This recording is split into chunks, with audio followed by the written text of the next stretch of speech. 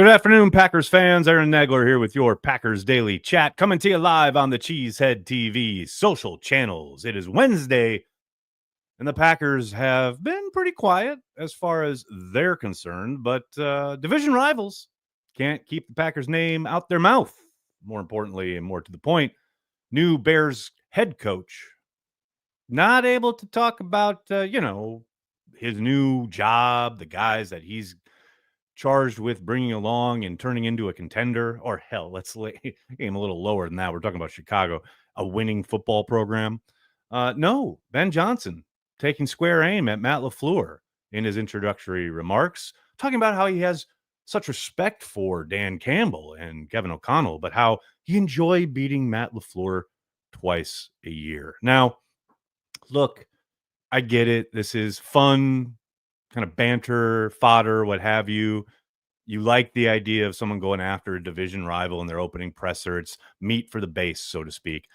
But it is fascinating to me that each and every time a head coach or a new general manager gets introduced in Chicago, the Packers seem to be at the top of mind. Each and every occasion has some kind of reference to or mention of the Green Bay Packers or their coach or their quarterback or what have you. Which, look, I get it. We know the Packers are always living rent free in the NFC North's head. That's just how it is. That's how it's been. That's how it will continue to be. And I will say this is why it's a good thing that Matt LaFleur is the head coach of the Green Bay Packers. I, joke somewhat about the fact that Matt keeps an even keel when it comes to the division and not getting overly kind of fixated on the rivalries. He certainly doesn't lean into them. He talks about the importance of division games, but it's never for him anyway in his messaging publicly. And this has been true literally since the day he was hired and his introductory press conference. He's never leaned into the idea that we have to beat the Bears because of the rivalry, or we have to beat the Vikings because they are such a big rival. That has never been talked about from the head coach of the Green Bay Packers. And as a fan, I like the banter. I like mixing it up. I loved it when McCarthy all those years ago was getting on board an old World War II bomber and jokingly said, "Let's go bomb Chicago." Stuff like that plays to the fan base. But again, it's a good thing that I'm not the coach, as I've said often. And anytime I talk and people say, "Well, if you were the coach, what would you? Or if you were the general manager, what would you?" You guys are so lucky that I am not, because I would be rising to that bait that Ben Johnson threw out there today. But we know Matt LaFleur isn't going to. He is going to keep the main thing, and that is trying to build a contender and win a championship in Green Bay. That is all he does. That is all he's ever tried to do in Green Bay. And all this other kind of internet fodder, for lack of a better word, it's just not his game. It's not part of his makeup. And that's a great thing.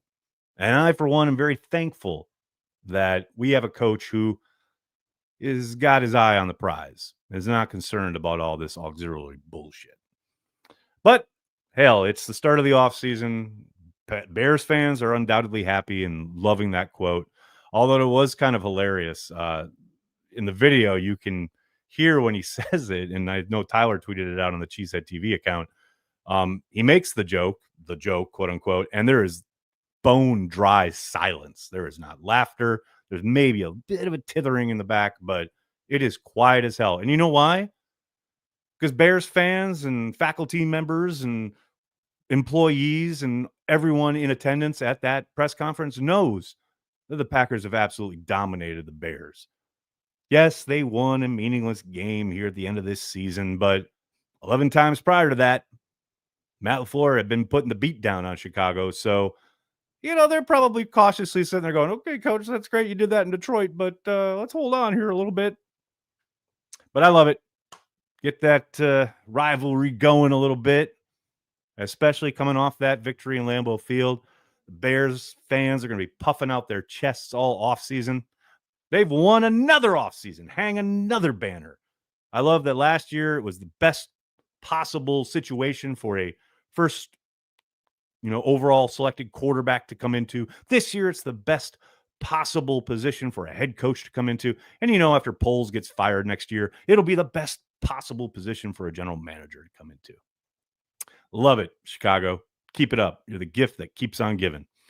What's going on, everybody? Good to see everybody mixing it up in the comments section. So good to see you all. Before we get going, let's give a shout out to our friends over at Prize Picks.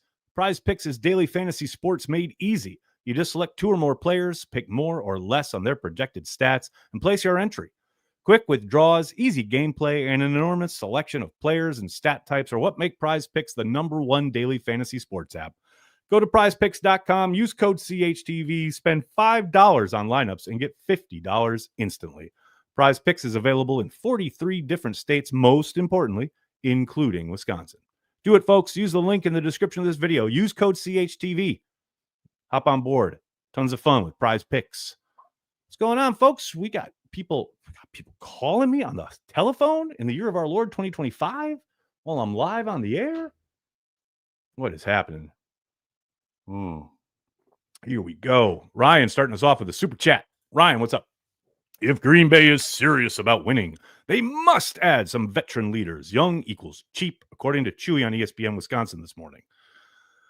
Look, Mark Chmura has certainly allowed his opinion about how to build a football team. I'm going to acquiesce to the ideas and plans and machinations of the actual personnel people who have NFL experience in building programs. I get what he's saying. I understand the idea behind it. And there's no doubt that the Packers will continue to look at every avenue as far as acquiring talent. But just adding veteran leadership, like, I don't know, just sign somebody to sign somebody, that sounds like a recipe for disaster. Now they have to fit your program. They have to, ideally be a scheme fit. They have to have, the right temperament for the locker room, all sorts of different things that go into play as far as adding veterans. Again, I'm not adverse to it, but I don't think it's as easy as you just have to add veterans. Well, okay, who are the veterans? Where are they coming from? How many years left in their NFL career? What is their contract situation? Like, it's easy to lay down like wide swath proclamations like that, but it's 10 times more complicated. The work that goes into that is, extremely detailed. And I know that doesn't play on the radio, so it's easy to just make these statements, and I get it. And I like the idea in theory, and they certainly did last offseason, right? So it's not like they're adverse to it. But as Brian said in his press conference, I don't think he's going to add guys towards the end of their career, like with a year or two remaining. I know this morning a lot of waves online about Khalil Mack stating he wants to play next year, and he is set to be an unrestricted free agent. But I think that is exactly the type of player that Brian doesn't want to add. He wants younger guys, ascending players, much like we saw last season with Josh Jacobs and Xavier McKinney, which were excellent additions. But just to add someone, that doesn't accomplish anything. As the great wooden quote goes, never mistake activity for achievement. Terminal Frost, what's up, man? 2025 draft, players, not projects. Baby, this is something that I struggle with because I do understand intellectually the Packers' approach when it comes to the draft and the fact that they do lean into athletes, right? And the fact that you need to be an athlete to play at a high level, especially in the NFL. But I do think there's a demarcation line, and it's hard to quantify, but you can see it on tape when it comes to football players, right? Guys who enjoy not just the game, but the physical aspect of it and embrace that aspect of it. And sometimes it does feel like the Packers maybe err on the side of an athlete rather than a football player. And again, it's hard to quantify. It's hard to put an exact finger on it, which is why it's hard to make the argument as far as presentable facts that say, well, you did X, Y, Z. Well, they also brought in a number of guys who have been very successful. So I feel you. I absolutely feel you.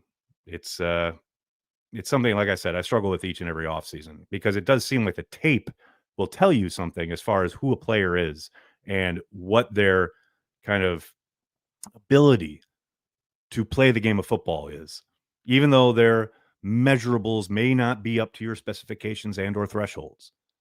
And then you get down the rabbit hole of, well, you make an exception, but if you make one exception, then you make a couple of exceptions, and suddenly you've got a team of exceptions. Yeah, and that's never a good thing. So I hear you. Like I said, it's something I'll undoubtedly be talking about with Tyler Brook on our weekly podcast, the Draft Industrial Complex. So I hope you'll follow along throughout this draft process. John Simitovich, what's up, man? Bears are the jealous girlfriends of the North, rent free. I mean, the next time their head coach doesn't mention the Packers or allude to them in his introductory press conference will probably be the first. So, yeah, it sure feels like it. Joey, what's going on, man? Packers Bears is a historic rivalry. Packers Vikings is a legit hatred / rivalry. That's the difference. Well, the Vikings games and teams have been more relevant in recent vintage.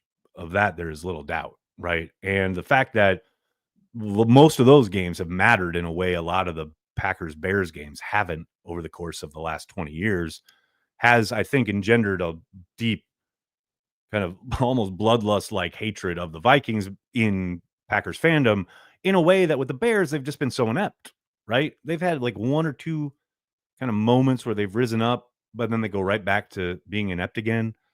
So, yeah, I do think there's a whole generation that doesn't really kind of come at it the same way maybe us old heads do. Although even this old head, the Vikings are a number one. There's no question. But even with the Bears, like, look, I've talked about this a million times. Like with the Bears, there's history and there's a grudging respect. Like, yes, in this recent age, they have been terrible, right? But throughout the 100+ years of the rivalry, like there have been plenty of times where they've been on top and they've, ridden a wave of success while the Packers have been inept, right? But there's a grudging respect there because they're still there and it's such a deep history and you understand it on a different level. Whereas with the Vikings, they're a plastic organization that really can't grow anything organically and they've never really won anything. So, what is there to be, jealous of? And then when they finally have like a swing of success, they puff themselves up and they think they've accomplished something when really they haven't accomplished shit. And that's, an obvious target for your ire as a Packers fan. Joe, what's up, man? Will Matt LaFleur put more emphasis on division games after almost going winless in the division? That's an excellent question for Matt LaFleur himself. I suspect that he will maybe ramp a few things up in that regard, as far as maybe not trying to make those contests feel more important as far as his messaging or the locker room vibe or what have you. But I do think, that might be a place where he drills down a little bit more to see how they can take advantage of either schematically or personnel wise in certain matchups, what have you, because that is something they have done. They do it each and every offseason, right? You get time with your division foes because they're going to be on the schedule twice. So you do a bit deeper kind of work on them in the offseason. That's already happening. But I do think, yeah, the idea that they were 1-5 and a fingernail away from being 0-6, I think that would snap one to attention. That would be my guess. Cheeto, what's up, man? Heard Ben Johnson's comments, or BJ as they call him in the streets, call out Matt LaFleur specifically. It would be a real shame if we kept bringing it up in perpetuity forever and ever. Matt LaFleur, do your thing. I mean, that's the thing. As soon as it happened, I saw a number of Packers fans say, I'm sure this won't come back to bite you. But hey, he beat Matt LaFleur twice a year, although that didn't occur literally last year.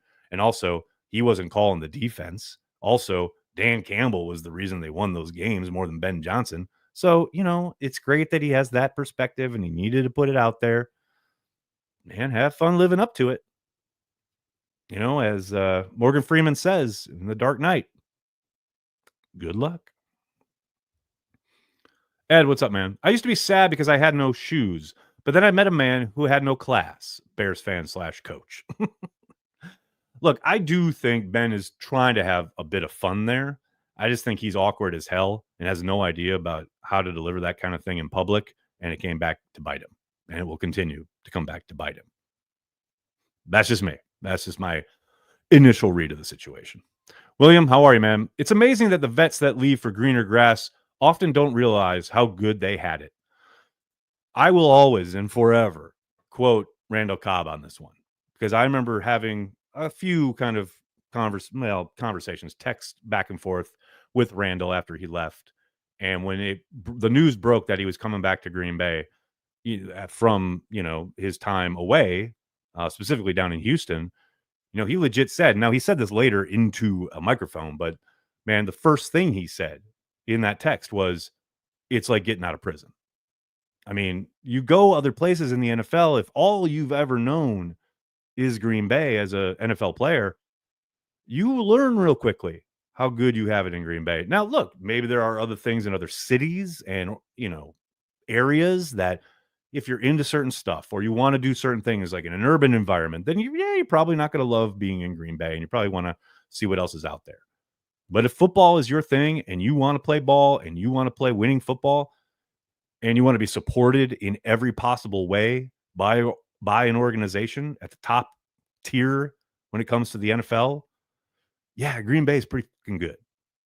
And again, you do learn that quickly when you leave. I think Aaron Rodgers learned some of that these last couple of years in New York. But yeah, it is an interesting kind of continuum, no doubt.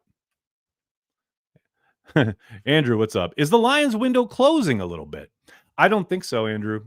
And this is going to be fascinating to watch play out, right? But I know a lot of folks, and there's lots of Packers fans who think that Dan Campbell is a coordinator merchant, that losing both Aaron Glenn and Ben Johnson will lead to his downfall in Detroit. And I don't think that's the case at all. I think they will replenish, restock. I think their GM is really fucking good. I think they're going to be a problem for years to come. I may be totally wrong. We will see. But yeah, I don't think he's just his coordinators. I think those have obviously been a pretty big component of their success the last couple of years. But he's the one who hired him. It's not like people were clamoring for Ben Johnson 5 years ago. That they were allowed to operate the way that he guided them to. So I'm not of the opinion that the Lions are taking a big step back here. Now, yeah, they got a lot of work to do, as does every NFL team this time of year. But I think Dan Campbell's a hell of a football coach, and yeah, I'm not ready to write them off just yet. Don Vito, what's up, man? Why does every new Bears coach mention the Packers? It always ends so well for the ones who do it. LOL. I don't know, man. It's like, I guess, a requisite. Maybe the ownership asks them to. I don't know. I mean, did he run his opening remarks by ownership or anyone? I just find it hysterical, man. I'm with you. Portmaster, how are you, sir? Mahomes needs to be fined for flopping. I don't want to feel sick watching football like I do when I see an NBA or soccer player rolling around like they got struck by lightning. I hear you, man. Just put up a short here on the YouTube channel about that. Make sure you check it out. Talked about it in Daily yesterday. Tyler cut it up and has it here on the YouTube channel. So, yeah, check it out because, yes, 1,000,000,000% agreed. Dustin, how are you, man? Would love if the 2025 Packers found a mean streak. Yeah, that's something my buddy over there at 97.3 The Game, KB, and I talk about quite a bit. A little bit of nasty. And that doesn't mean you need to be dirty. But I don't mind a guy who plays to the echo of the whistle, right? Or the echo of the whistle. I want a little bit of that on my football team. I do think the Packers have a guy or two like that. But yeah, you saw this year they took a step forward as far as their physicality goes. A lot of that obviously manifested in the run game with Josh Jacobs. Certainly saw some of that in the play style of the defense. But I wouldn't mind a little bit more. Absolutely. I'm with you, man. Joey, the Bears still suck. You are correct, sir. Porkmaster, when is week 1? No Packers ball is already boring. Well, I'm going to start doing some Packers games on the Twitch channel because I got time. So make sure you're following us on Twitch, and I'll be playing random games throughout the summer and the offseason. So get on board. That'll be your fix for Packers football. Soder, how are you, man? Ben Johnson's big QB development moment was the Miami version of Ryan Tannehill from 2013 to 15 as an assistant QB coach. I mean, if you can make Ryan Tannehill look competent, that's a feather in the cap. And look, I appreciated what he had to say today when he talked about Caleb Williams and designing his offense around his strengths and being able to bring him along. Yeah, I'm interested to see how that goes down there in Chicago. No question about it. Trying to make sure I didn't miss anybody here. Christopher, Packers live rent free in their heads. It is true. It is very true. Oh, Craig, that's a really good question. That's something I should do. I might do a video about this. Find someone who has either played QB or along specifically the offensive line. Next, can you talk about the ins and outs of using the silent count? How does this team stay in sync? You get in rhythm with the silent count. You've seen a lot particularly when teams are on the road. You'll notice, and now it depends if you have a fucking referee like Hockley who's going to call it from time to time, but you'll see a center when they bob their head, you know, and usually that comes immediately after a guard. It can be the left or the right. Does a little hand kind of movement, right? That's after everything's been set. You've called the identification, the ID's been done. You know what your protection is, etc. That hand movement from the guard, the center bobs his head up and down, and then the snap goes. Everyone's usually trying to use their peripheral vision, but oftentimes, especially if it's loud, you'll see the tackles have to kind of cheat their head in just a look, But a lot of times it's just reps and using rhythm.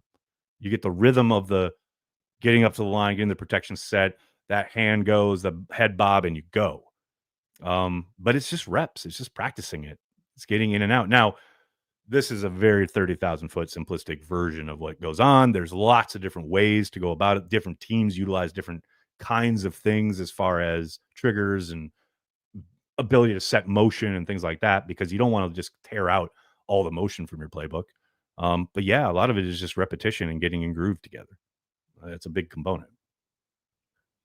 Bill, that's very nice of you to say. Thanks for checking out the stream on Facebook, man. Appreciate you. Josh, this may be a dumb question, but I'm assuming you'll be in town for the draft in April. Josh, they like to say there are no dumb questions, but then you go on the internet and you see plenty of them. But yours is not one of them.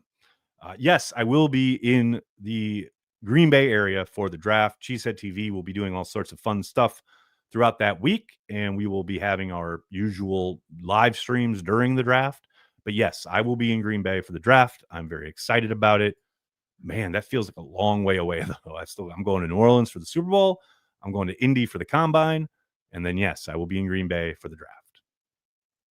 Dustin, what's up, man?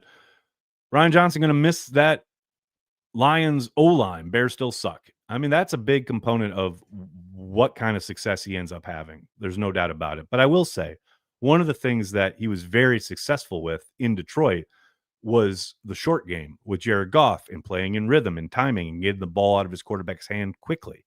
So regardless of what the offensive line ends up being, I do think he'll find some success being able to, produce on offense no matter what they have up front. But at some point, it's third and long. You've got to be able to hold up in pass pro. You can't run wide receiver screens forever. I do think, yes, that will go, a pretty damn long way in determining how successful he is, because that's just offense in the NFL. All right, everybody, I got to get going. I cannot thank you enough. Please do me a monster favor. Hit like on the video. Oh, Lieutenant, thank you so much for the late super chat here. Fan since 2016. Much love, Nags. 24 season was a blast. Well, that